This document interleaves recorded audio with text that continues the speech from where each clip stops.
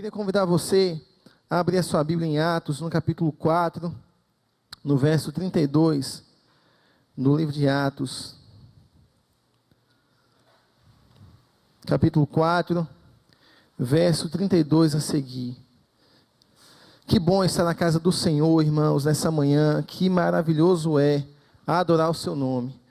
Louvado seja o Senhor por momentos como esse, de ministração da palavra de Deus no nosso coração, de clamor a Deus por nossa casa, por nossa família, de clamor a Deus por nossa vida. Louvado seja o Senhor.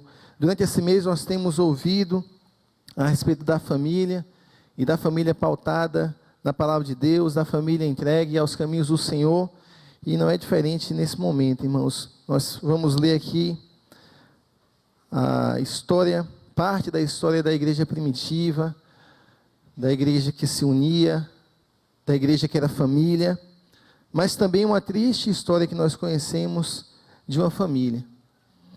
Eu queria convidar você a ler capítulo 4, verso 32 a seguir. Diz assim: E era um o coração e a alma da multidão dos que criam.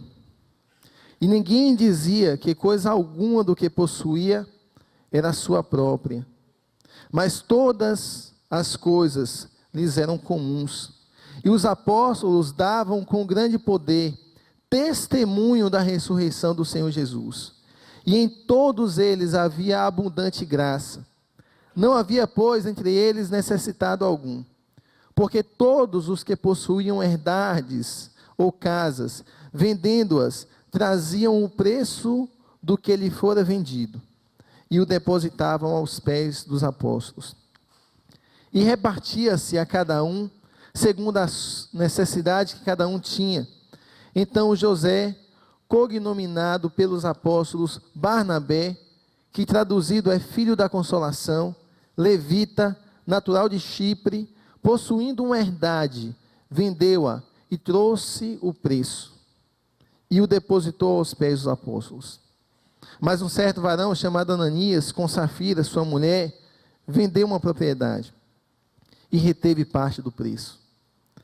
Sabendo também sua mulher, e levando uma parte, a depositou aos pés dos apóstolos. Disse então Pedro: Ananias, por que encheu Satanás o teu coração, para que mentisses ao Espírito Santo e retivesses parte do preço da herdade? Guardando-a não ficava para ti, e vendida não estava em teu poder? Por que formaste deste desígnio em teu coração? Não mentistes aos homens, mas a Deus. E Ananias, ouvindo essas palavras, caiu e expirou.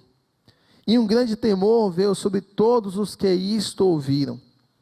E levantando-se os jovens, cobriram o morto e transportando-o para fora, o sepultaram. E passando em espaço quase de 3 horas, entrou também uma mulher, sua mulher, não sabendo o que havia acontecido. E disse Pedro: Diz-me, vendestes, portanto, aquela herdade?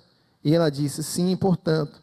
Então Pedro lhe disse: Por que é que entre vós vos concertastes para tentar o Espírito do Senhor? Eis aí à porta os pés dos que sepultaram teu marido, e também te levarão a ti. E logo caiu aos seus pés e expirou. E entrando os jovens, acharam-na morta e a sepultaram junto do seu marido. E houve um grande temor em toda a igreja e em todos os que ouviram essas coisas. Amém, irmãos? É difícil nós adorarmos ao Senhor com esses cânticos que aqui louvamos a Deus e não pensarmos em nossa casa, em nossa família. Como também é difícil a gente ler esse texto de Ananias e Safira e não pensar em família, não pensar em nossa casa, não pensar em como hoje se vê família, em como as famílias são estruturadas e os riscos que as famílias correm. É muito difícil não pensar, porque o nosso desejo como cristãos é andar segundo os caminhos do Senhor, é andar agradando a Deus em tudo aquilo que fazemos. Mas também é verdade que não há família perfeita. Ou há? Não há família perfeita. Até a TV, em filmes, em novelas, em minisséries, levantam alguns estilos de família. E no meio daquela família há sempre personagens diferentes. Cada um com seu perfil, com seu jeito de ser. Alguns fazem a gente sorrir, outros fazem a gente ficar preocupado, outros fazem a gente chorar. Eles tentam retratar o que é a família. E de fato a família é esse colorido, né? Essa diversidade. E por ser formada por nós, não é perfeita. Mas o fato de sabermos que a família não é perfeita, não justifica agirmos conforme esse casal agiu. Não justifica termos o mesmo papel de Ananias e Safira. Não justifica dizermos que não conseguimos em nossa caminhada agradarmos a Deus. E que podemos negociar a vontade de Deus sobre nossa casa, os princípios de Deus sobre nossa família. Mas é verdade, não existem famílias perfeitas. Mas irmãos, se não existe família perfeita, o que é que existe? Eu digo que existem famílias que não são perfeitas, mas que têm um alvo. Existem famílias que não são perfeitas, mas que têm referência para seguir. Existem famílias que não são perfeitas, mas possuem princípios que são absolutos na sua vida e que são inegociáveis. Princípios cristãos. Existem famílias que não são perfeitas, mas que desejam viver intensamente as verdades de Deus e se unem pela verdade de Deus. Você crê que existe família assim? Amém? Existem famílias que não são perfeitas, mas que procuram se unir ao corpo de Cristo. Existem de fato famílias que não são perfeitas, mas que desejam ser uma família igreja, um lar igreja, um lar cristão.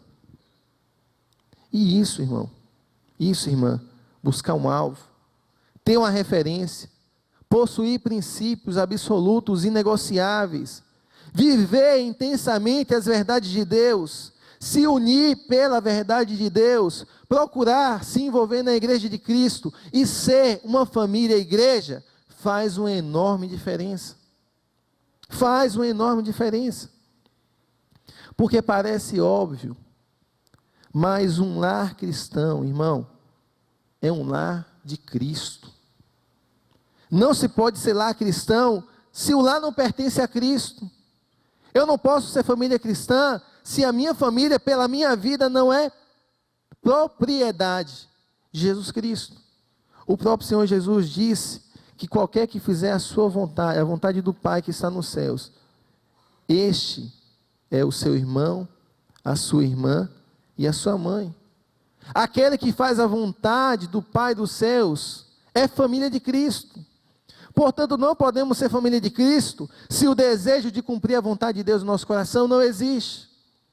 E eu queria que ao você ouvir essa mensagem nessa manhã, não pensasse em pessoas que estão ao seu lado, ou distante de você, ou não pensasse somente nos membros da sua casa, mas que em primeiro lugar você se colocasse diante dessa palavra, que você pensasse no seu papel dentro de sua casa, que você entendesse que essa palavra é para o seu coração, e não para o coração do outro somente, mas primeiramente é para o seu coração, porque assim você vai conseguir ser produtivo para Cristo dentro da sua casa.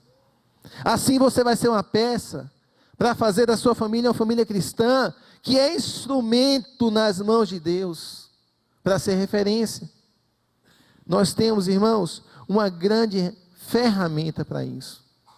E a ferramenta que nos orienta, que nos capacita, que nos alerta, que nos guia, é a palavra de Deus. E é nela que nós encontramos princípios e exemplos que devem ser seguidos, como também exemplos que não devem ser seguidos. É a mesma palavra que diz que Deus instituiu a família, E Deus não só instituiu a família, formou a família, mas Deus sustenta a família. Deus é a base da família. E por isso que toda família tem o potencial de ser luz e sal. Por isso que Deus pode fazer da sua família luz e sal. Por isso que a sua família pode e deve ser luz e sal. Mas antes, irmãos, de pensarmos na família que é luz e sal, na família que leva a Cristo, nós precisamos pensar na família que pertence a Cristo, na família que é de Cristo. Por que é interessante pensarmos isso? Porque talvez nós podemos fazer algumas perguntas para nós mesmos. E a primeira pergunta seria: a minha casa, o lar que eu moro, é espaço para quê? A minha família é espaço para quê? O que eu encontro em minha família a partir da minha vida, do meu testemunho, da minha contribuição em meu lar? O que eu forneço à minha família? Como é que eu tenho contribuído para que meu lar seja um lar cristão? Ou melhor, quem de fato é a autoridade em minha casa, em minha família? Quem eu tenho erguido a partir da minha participação em minha família? Quem eu tenho erguido como autoridade maior sobre minha casa? O livro de Atos, irmãos, é repleto de famílias, de lares, que serviram a Cristo. E no livro de Atos nós vemos famílias que ouvem a palavra de Deus, mas não só que ouvem a palavra de Deus, mas que se transformam pela palavra de Deus. No livro de Atos, na Bíblia, nós enxergamos famílias que são alcançadas por Cristo, mas não só são alcançadas por Cristo, mas também se doam por Cristo. Na palavra de Deus nós encontramos famílias que conhecem a Cristo, mas não só que conhecem a Cristo, mas que levam Cristo adiante.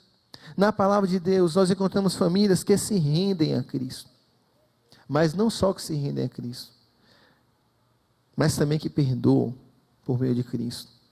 Famílias que amam por meio de Cristo, famílias que cuidam por meio de Cristo. Isso acontece na Bíblia? Sim, acontece na Bíblia.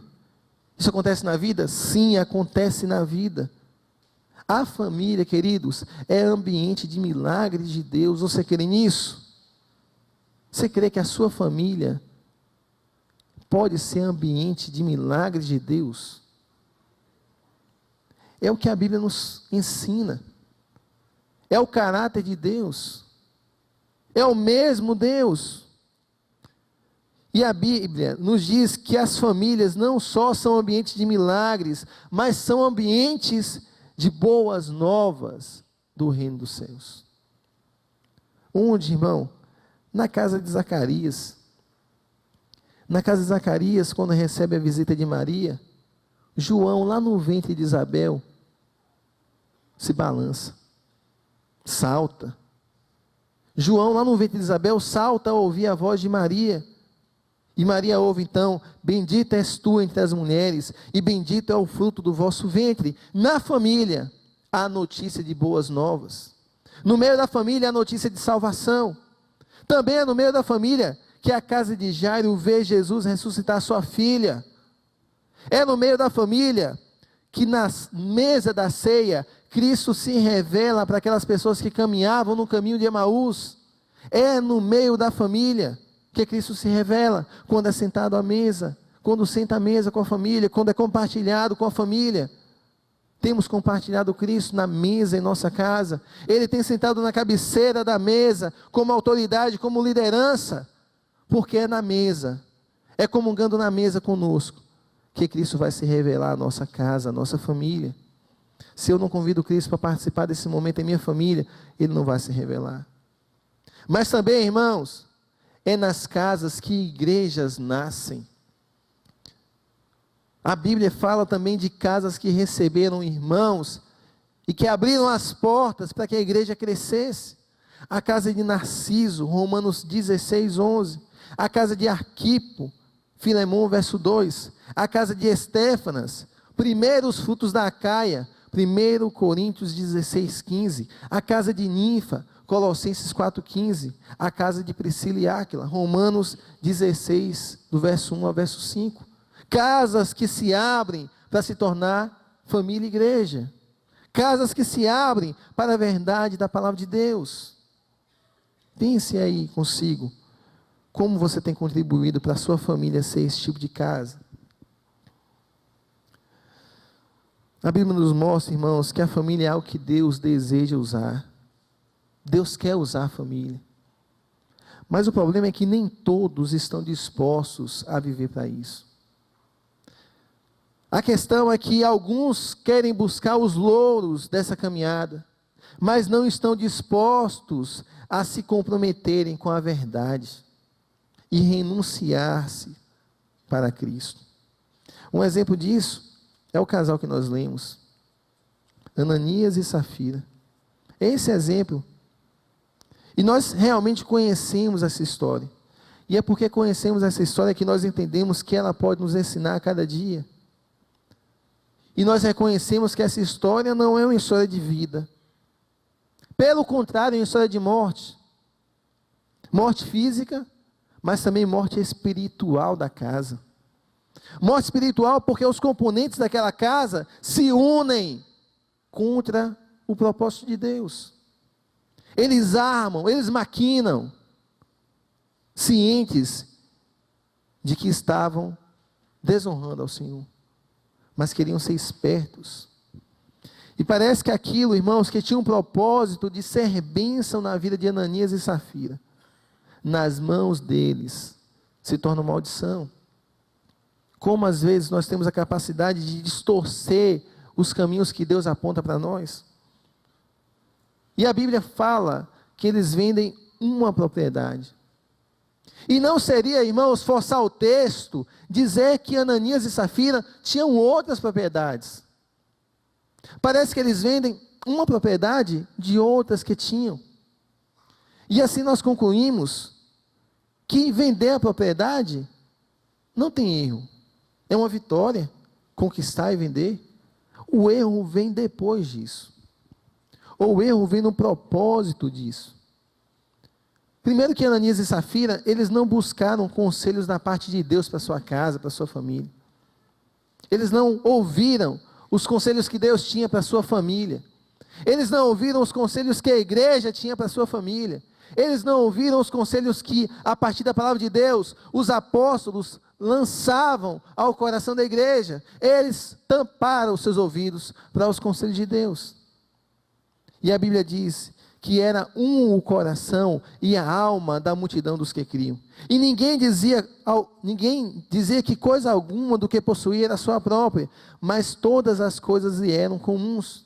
E os apóstolos davam com grande poder testemunho da ressurreição do Senhor Jesus. Eles pregavam a palavra, eles exortavam na palavra do Senhor Jesus Cristo, e em todos eles havia uma abundante graça.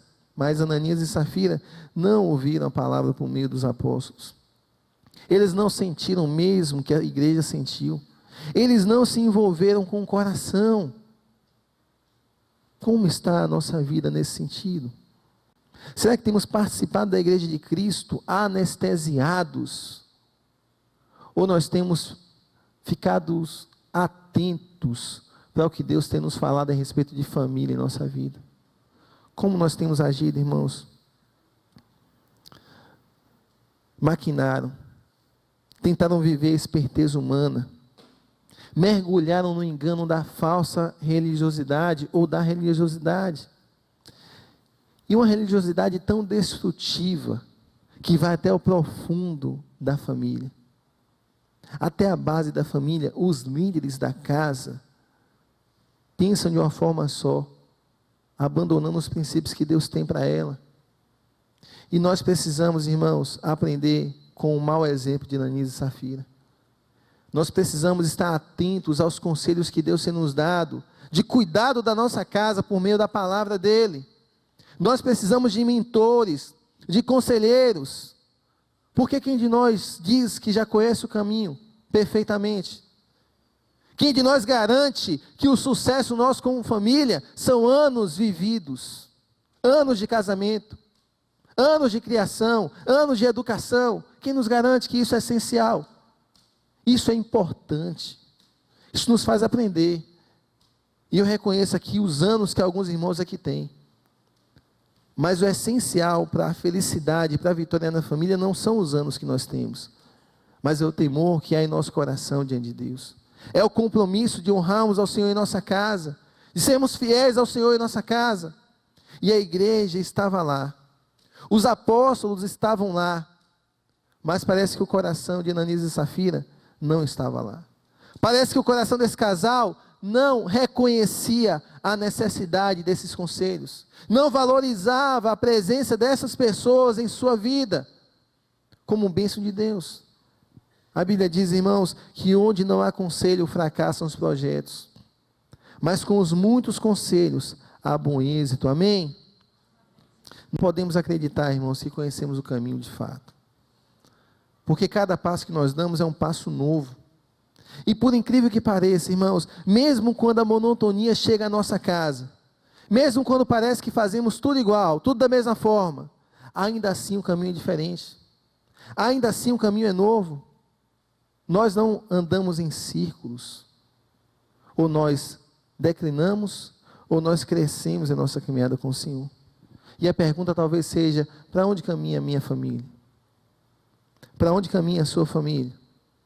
Para onde caminha o nosso lar? O Senhor Jesus diz que as ovelhas ouvem a sua voz. E o Senhor Jesus diz que conhece elas. E o Senhor Jesus diz que elas seguem Ele. E o Senhor Jesus diz que Ele dá a vida eterna a ela. E essa família e essa vida nunca há de perecer. E ninguém arrebatará das suas mãos. Quem ouve, quem segue, quem obedece, não é para quem não ouve, não é para quem tapa os ouvidos para o que Deus tem orientado, para o que Deus tem exortado, tem incomodado no coração, não é para isso, é para quem ouve e segue. Uma família que não para e não ouve a voz de Cristo, é uma família desorientada. Precisamos, irmãos, como membros em nossa casa, ouvirmos a voz de Cristo. Ananias e Safira, irmãos, não só não buscaram conselhos da parte de Deus para sua família, como também entraram num acordo contra o desejo de Deus. No verso 2 do capítulo 5, diz que Ananias, com Safira, sua mulher, vendeu a propriedade, reteve parte do preço, sabendo também sua mulher, e levando uma parte, o depositou aos pés dos apóstolos. De quem foi a ideia da mentira? De quem foi a ideia de burlar a consciência dos apóstolos, da igreja e da tentativa de enganar o Senhor? De quem foi essa ideia? A Bíblia não fala. Mas também isso não faz diferença, irmãos. Não faz diferença porque o desejo parte dos dois. O desejo de alimentar a vaidade, a ganância, foi dos dois. Se um propôs, o outro assinou embaixo. Se um fez a proposta, o outro fortaleceu a proposta feita. E é impossível sermos família de Cristo, se no momento desse verbalizarmos nossa fé, testificarmos a nossa fé, confessarmos a nossa fé. Não podemos ser família de Cristo se nós, como cristãos, nos omitimos na hora que nós precisamos falar, nos omitimos na hora que nós precisamos agir. Nós não podemos nos omitir, e muito menos, irmãos, nós não podemos consentir numa postura que vai contra princípios de Deus em nossa família. Você tem sido essa boca de Deus na sua casa? Ou só tem pedido para que alguém ore por sua família, e você, que Deus tem colocado lá dentro, não tem agido para ser boca de Deus, para testificar das verdades de Deus, para se posicionar pelo bem da sua família? É interessante, irmãos, como a gente às vezes vê pessoas chegarem para irmãos e dizerem assim: orem por minha família. Não são todos, irmãos, não são todos, mas existem casos assim. Orem por minha família, porque eu já não sei mais o que eu faço com meu filho, com minha filha. Orem, porque eu já não sei mais o que eu faço com esse menino. Esse menino é rebelde, essa menina é rebelde. Orem, porque eu já não sei mais o que eu faço com minha esposa, com meu esposo. E na verdade a gente até sabe um pouco dessa história. Que o que falta naquela família não é discursos. A pessoa pode até dizer, não, eu falo, explico, pastor, e não resolve.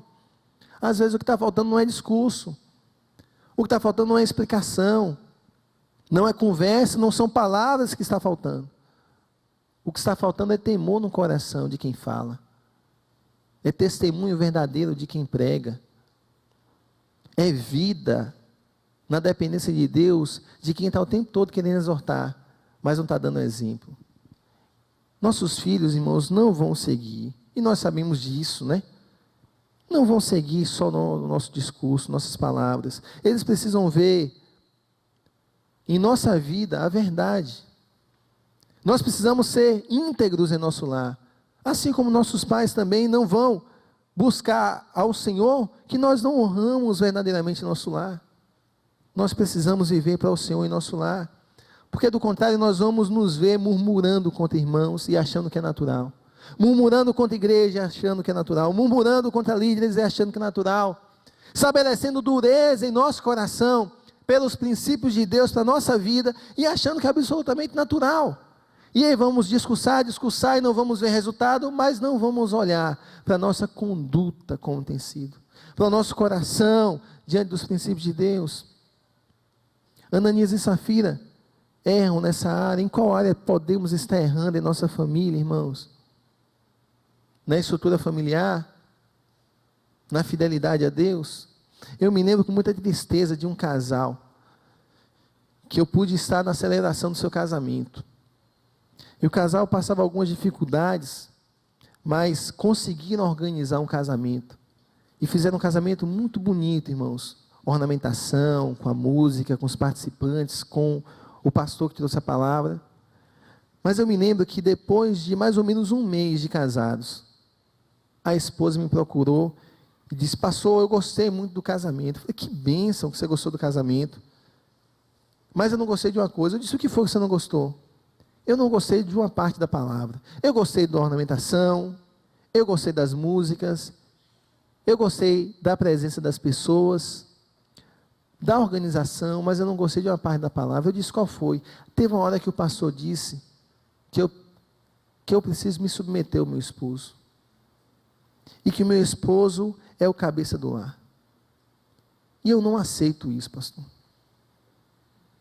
Eu não acho que eu tenho que viver entendendo que ele é o cabeça da minha casa. E a gente sabe que não demorou muito, irmãos, para aquele casamento ir se destruindo.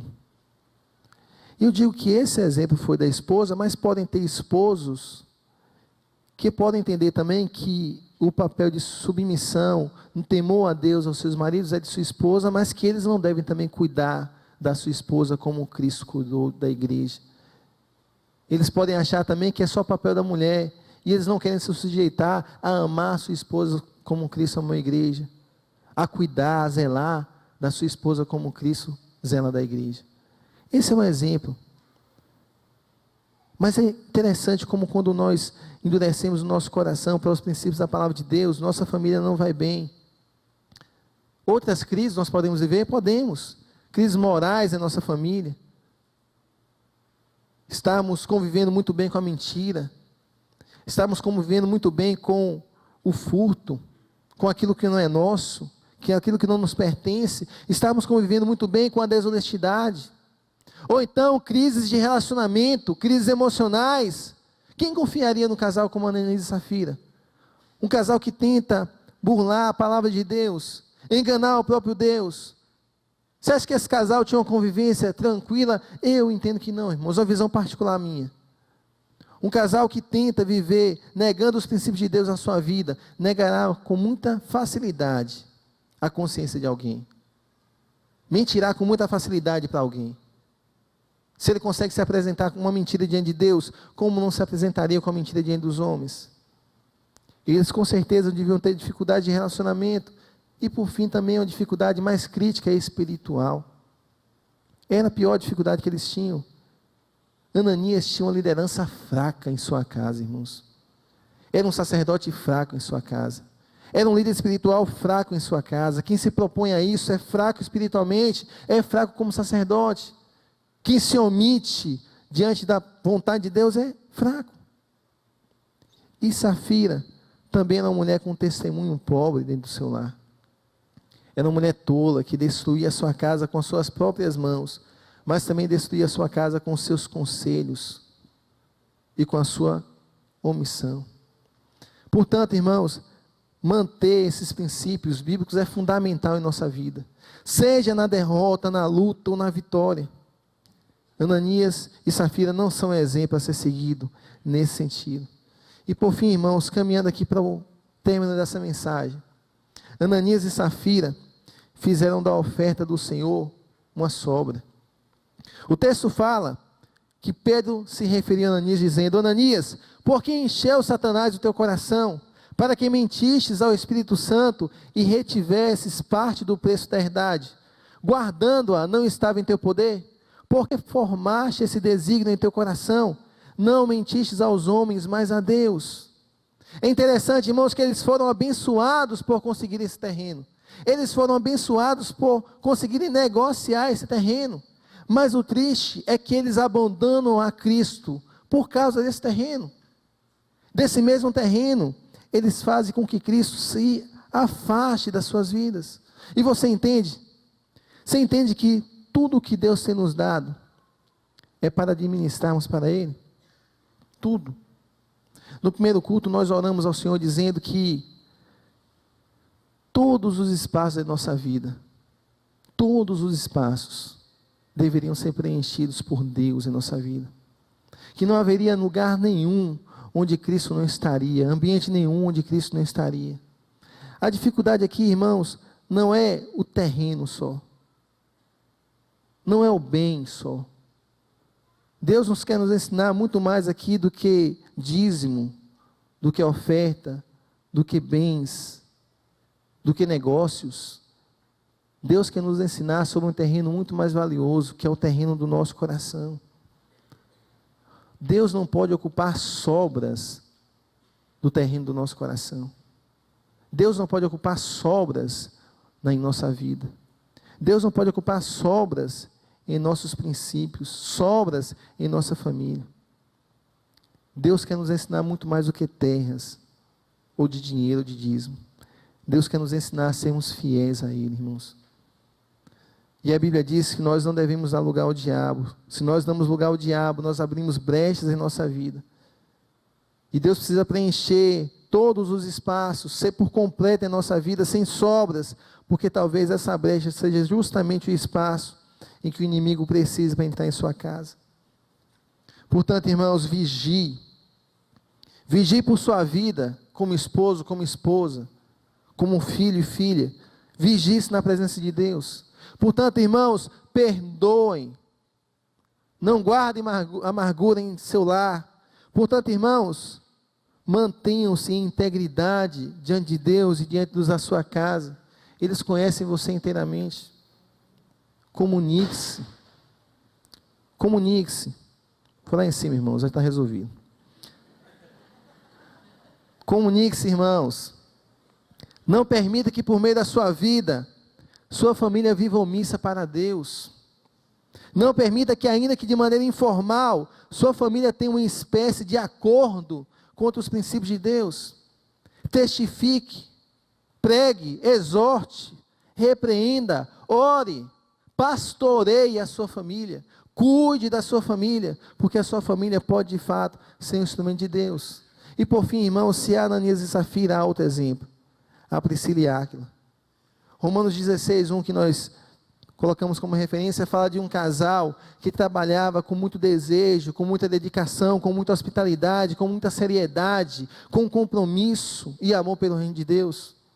Tão marcante que quando Paulo se refere a Priscila e Áquila, se refere com gratidão a Deus por suas vidas, com carinho, com amor. A saudação que ele faz nesses versículos de 16, Romanos 16, verso 1 a 5, apresenta Priscila e Áquila como cooperadores, como alguém que renuncia, como hospitaleiros. Eles são aqueles que caminham com Paulo, que abrem igrejas com Paulo, que cuidam de igrejas com Paulo, que pastoreiam, que cuidam. eles conseguiram ser luz em sua casa, e luz onde eles estavam. Mas eu queria fechar aqui, irmãos, falando sobre luz justamente. No tempo desse eu compartilhei com os irmãos sobre a experiência que eu tive em Massacará. Massacará, como os irmãos sabem, é um povoado, é uma região indígena. E há um bom tempo, algumas regiões do povoado não tinham energia elétrica. E passado alguma conversa, algumas promessas políticas, a liderança local se reuniu e disse: vai chegar energia elétrica em Massacará. E todo mundo se alegrou. Pense um povo que vivia sem energia, irmãos. Se alegraram. Em toda a esquina se falava da luz que ia chegar. Em toda a esquina. Então chegaram os postes, chegaram os transformadores, chegaram os funcionários, chegaram os caminhões, os guinchos, se estacionaram no centro da aldeia e disseram: olha, esse mês todo vai ser mês de trabalho aqui. Nós vamos colocar os postes, vamos fazer a fiação, vamos visitar suas casas, e a gente pede que vocês abram suas casas, porque nós precisamos fazer uma análise de cada residência, para pensarmos como é que vai ser a instalação elétrica. Então não deixe isso em sua casa não, a luz vai chegar em sua casa, vá para sua casa. E tinha um monte de gente que saía da vila e ia para a roça, porque tinha casa bem isolada que ia receber luz, casa que você precisava ir a pé, passando por lama para chegar na casa, aquela casa ia receber luz. E aí, irmãos, a gente viu aqueles caminhões subindo serras, vencendo a geografia do terreno, vencendo o tempo de chuva, para colocar um poste lá naquele morro. E aí passaram os postes, a fiação, e a luz chegou nas casas. Glória a Deus, porque a luz chegou naquelas casas. Mas uma família convidou a igreja para agradecer a Deus pela luz que tinha chegado na casa. E a gente foi, e ele disse: não, pastor, não é de dia não, é de noite, para a gente inaugurar a luz. Tá bom, de noite então, irmãos. E a casa era bem pequenininha, sabe, casa de barro, aquela casa bem pequenininha, como é, irmãos? De taipa, aquela casinha de taipa, com aquele telhado que também é madeira do mato, com aquela telha cerâmica que é feita naquelas cerâmicas bem rústicas. Era uma casa assim, tinha rachaduras, o piso era parte de não um cimento, uma parte de barro, outra parte com areia pilada. E eu guardo no meu coração aquele dia de culto. E foi tanta gente na casa que não coube todo mundo dentro da casa. Tinha gente que ficava na sala, a gente ficava na parte de fora da casa. E a irmã que dirigia o culto dava oportunidade, dizia: irmã Maria, a irmã Maria dizia lá do fundo: oi, vamos louvar o Senhor, bora. O hino tal, irmã. Ela dizia: puxa aí. Aí a outra puxava de fora da casa, para que as pessoas dentro da casa cantavam. Esse é o ambiente, irmãos.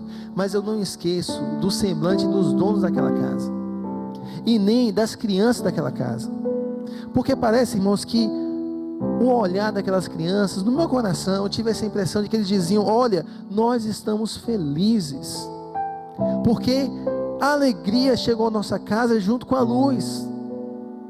Agora as coisas não estão mais escuras, porque a luz chegou em nossa casa, as coisas estão claras, nós enxergamos, eu me enxergo, eu enxergo o outro me vê, minha casa tem luz.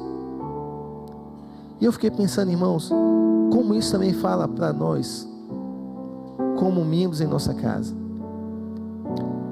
Talvez a sua casa tenha luz, tenha eletricidade, mas a grande questão que vem ao nosso coração, ao meu coração e ao seu coração, é se a nossa casa, a partir da nossa vida, tem a luz de Cristo.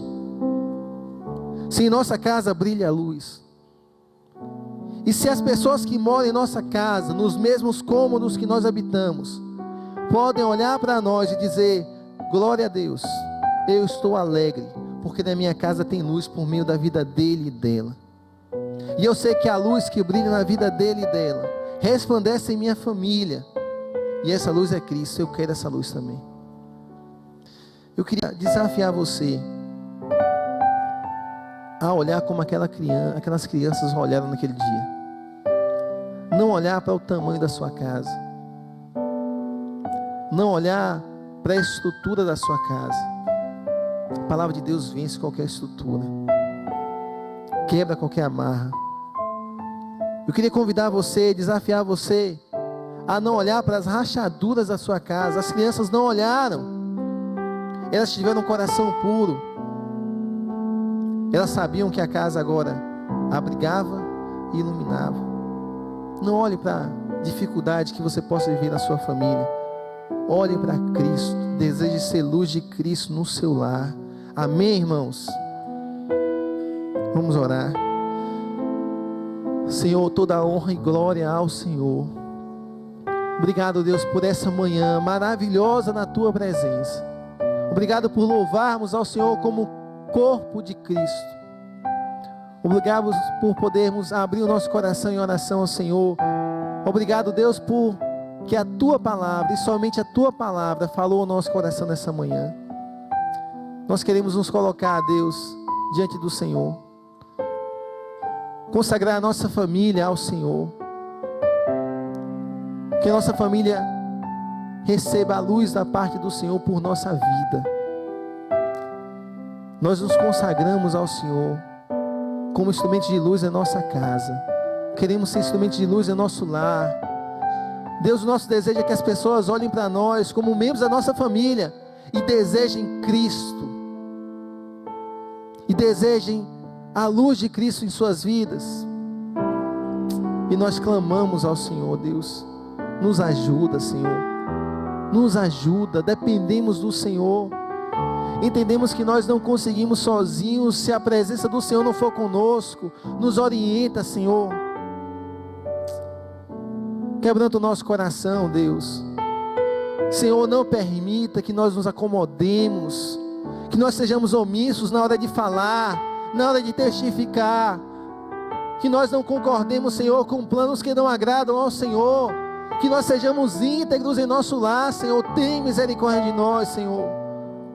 Ajuda-nos, ó Pai, como igreja, a caminharmos juntos, ao nosso coração estar quebrantado na Tua presença, a observarmos os conselhos pela Tua palavra que temos recebido. Ó Deus, não permita que nosso coração brote acomodação e pensemos que a nossa vida cristã se resume ao templo, ao culto. Não, Senhor, que testifiquemos de Cristo em nosso lar, que coloquemos em prática os conselhos que temos ouvido da parte do Senhor na Tua igreja. Ó Deus, abre os nossos olhos para a luta espiritual, Deus. Abre os nossos olhos para que percebamos como o inimigo tem buscado tragar famílias, tem semeado contenda, tem colocado em nosso coração, por vezes, o desejo de negociar princípios absolutos da nossa fé cristã. Ó Senhor, abre os nossos olhos, nos mova, Deus, pela Tua misericórdia, e recebe a nossa gratidão, porque Tu és Deus. O Senhor é santo, é poderoso, é digno de toda a honra e glória, e nós nos reunimos como igreja, porque somos gratos ao Senhor, pelo sacrifício na cruz de Cristo, porque entendemos que por meio de Cristo temos uma aliança com o Senhor, temos livre acesso ao Senhor, e queremos honrar essa aliança com o Senhor. Nos ajuda, Deus. Em nome do Senhor Jesus nós oramos agradecidos, Senhor. Amém.